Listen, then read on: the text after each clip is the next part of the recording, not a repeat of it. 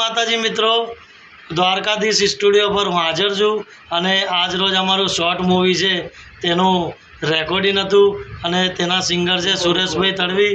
એ આપણી સમક્ષ બે લાઈનો તમને સંભળાવશે. મારો યાર જીગર જાન મારી મેળા રે એ સદા, મારો યાર જીગર જાન મારી મેળો હોય સદા.